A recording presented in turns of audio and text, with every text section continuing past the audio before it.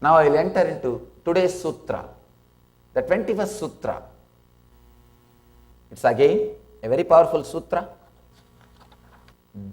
Tivra samveganam asannaha.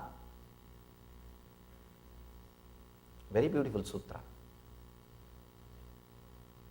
Patanjali must have been a great poet also, not just a scientist, because using minimum words and expressing the truth, you need intelligence for that. Once Bernard Shaw wrote 200-page book. One of his fan goes to him and says, just 200-page book. Why don't you write lot? Why do you write just 200 page? He says, no. I didn't have time, that is why I wrote 200 page. If I had time, I would have written only 50 page. I didn't have time, that is why I wrote 200 page. If I had time, I would have written only 50 page. Understand, it means what? To say in a sharp, crisp, straight way, you need more intelligence. Here Patanjali is putting it in a very straight way. Tivra samveganam asannaha. I wanted to give you 2-3 translations just to tell you how difficult it is to translate. Swami Vivekananda's translation says, success is speedy for the extremely energetic. And Sachidananda Swami's translation that says, to the keen and intent practitioners, this samadhi comes very quickly. Same sutra, 2 different translations. These 2 translations does not even have a single word common. That's the greatness of Sanskrit. Many different people see different dimensions of the same sutra. This is the same sutra. If you break it in a different ways, it gives different meaning. That is why when I translate, I try to use maximum number of words to translate the concept. The concept itself, not just the word. I am not using one English word for one Sanskrit word. I am using many English words to translate one Sanskrit word. This is my own translation. The state of cosmic consciousness is quickly attainable to those who pursue with intensity and sincerity.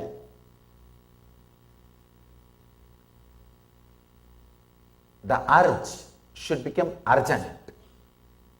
The question should become quest. Very beautifully Buddha says, the only gap between you and enlightenment, you and fulfillment, is not being intense, that's all. Not being intense. There is no other gap. There is no other gap. Not being intense, you miss the truth. You see, when we are not intense, there are so many thousands of lessons life is teaching us. Please understand. Life is the ultimate master. Life is the ultimate master. Life is teaching. But we don't listen from life because we are not intense. If you are intense and open, constantly you will learn from life. But whenever life is teaching, we miss and miss because of our own ideas. Life is continuously teaching. Every time you are made to retreat, step back, life is teaching you something. Whether physically or mentally, whenever you are made to retreat, life is teaching you something. Please understand. But we are so filled with our own ideas, we don't learn the lesson. We constantly try to bring more energy, more muscle to fight with the life. Life is not here to fight with you. It is just very simple and direct. But we continuously prepare ourselves to fight. I have a story for you. A puny bus driver pulled up at the stop And a giant of a man climbed on board and he said, Big John does not pay, said the man, and marched straight to the seat. Given the difference in build between two men, the driver was not about to argue. He just kept quiet. Next day, the same thing happened. The man mountain got on the bus, glared at the driver and said, Big John does not pay. Then he went to the seat.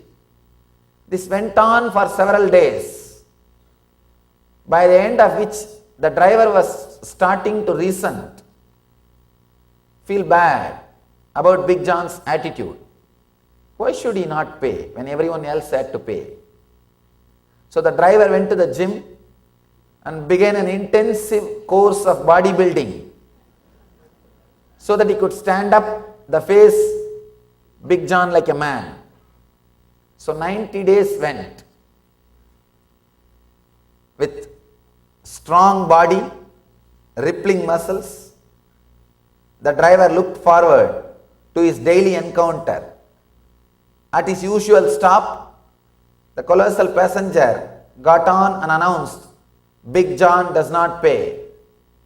But this time, driver was not going to take it, lying down. He rose to his feet and said, Oh yeah? Why does not Big John pay? The man reached into his inside pocket. The driver momentarily feared the worst. He was shaken. And the man pulled out something and said, because Big John got bus pass.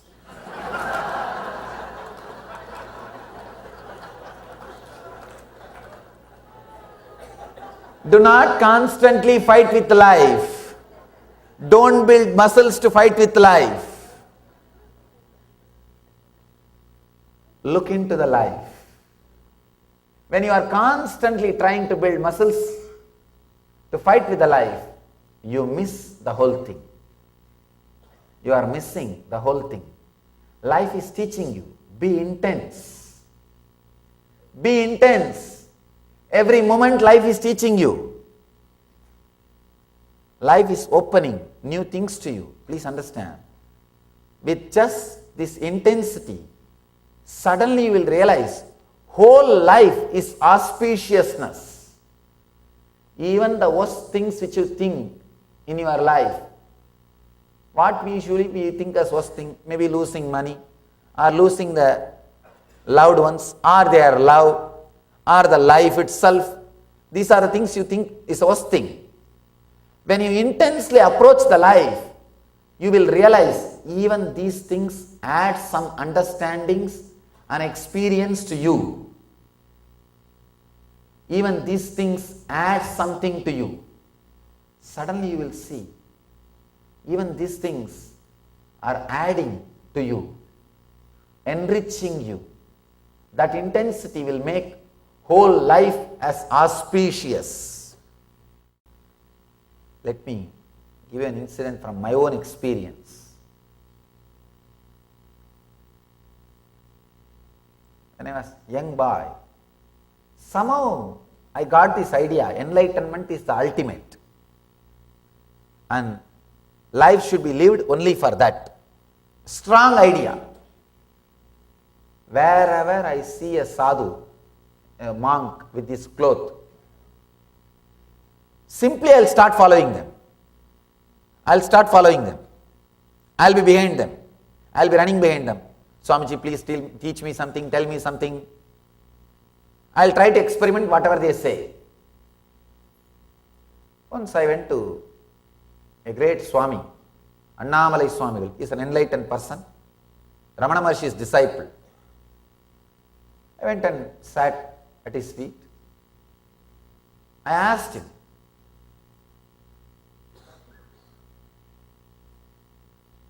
to tell something. He was talking to some of his disciples. He continued the conversation. Then I thought what he is talking is to me. He was telling very beautifully, we are beyond suffering, beyond pain, we are consciousness, When I heard these truths, somehow it clicked with me, very strongly. Clicked with me. When I went back to the house, I started thinking continuously, how come? He says, we are beyond pain, beyond suffering. And I also feel what he says is right. But when my mother beats me, I have pain. The India, young age, if kids do something wrong, parents will beat. And no 911 in India. You can't call 911 and all. And you have to just keep quiet or cry for 10 minutes, that's all. Nothing can be done. And I felt, anyhow, when she beats, when they beat the kids, they have pain. And even when I fall here, there, something, there is pain. How can he say we are beyond pain, beyond suffering? Then it was such a strong, intense research for me. I could not keep quiet. I took a knife and cut my thigh to see whether I have pain or not. See, Arjuna is very intelligent. When Krishna said, Nainam chindanti sastrani nainam takati pavagha, means when Krishna said, the consciousness, soul cannot be cut by sword and burnt by fire and killed by any weapons. He went and tried that science on others. But unfortunately, I was not that fortunate, that intelligent. I tried that on me. Soul cannot be bound by pain and suffering. I tried that on me. Of course, naturally there was pain. And my family rushed me to the nearest dispensary. That guy put a stitch and everything. Still the mark is there. Very big cut. I did not even cut in a small way and saw. I just tried my best. Anyhow, 13 stitches.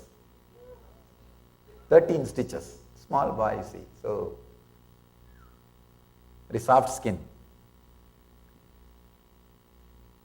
I was using all the bad words which I learned from my young age on that Swami.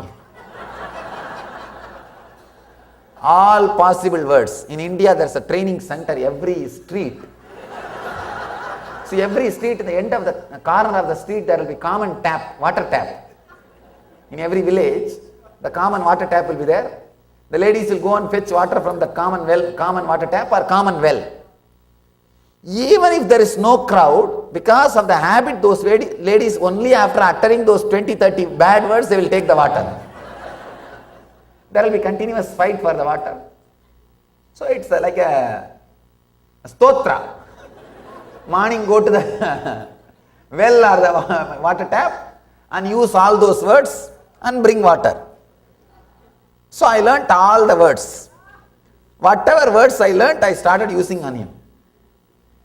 After 2-3 days when I was able to walk, first thing I did, I ran to him. See what you did? You said we don't have pain, we don't have suffering. I went and tested it on me.